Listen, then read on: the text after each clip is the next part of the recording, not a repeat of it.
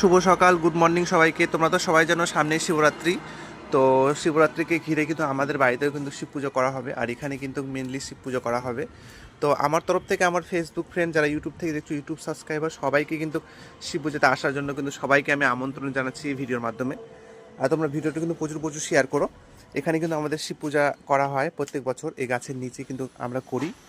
আর বন্ধুরা সবাই থাকবে, আর তোমরা ভিডিও আপডেট অবশ্যই পেয়ে যাবে।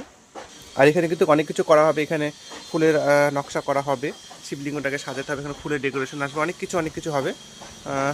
প্রায় আমি কালকে এগুলো পলিথিনগুলো টাঙিয়েছি উপরে, এই যে ঠাকুর ঘরের সামনেটুকু। ঠাকুর ঘরের মধ্যেও কিন্তু পুজো হবে, দু জায়গায় পুজো হবে। তোমরা মাদেরকে দর্শন করে নাও সকালে।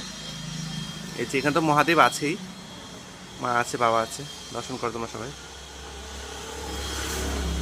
আর তোমরা সবাই জানতে চেয়েছো যে আমার বাড়িটা কোথায়। আর আমার বাড়িটা হলো আমাদের পাকুয়াহাট কামারডাঙ্গা। এই দেখো আমাদের একদম রাস্তার সামনে কিন্তু বাড়ি, একদম এই যে রাস্তা, এই যে রাস্তা, এই যে রাস্তার একদম পাশেই কিন্তু এই যে মন্দির, বাড়ি দুটো, এই যে বাড়ি এটা, এর পাশে বর্গা আছে, এখানে পুজো।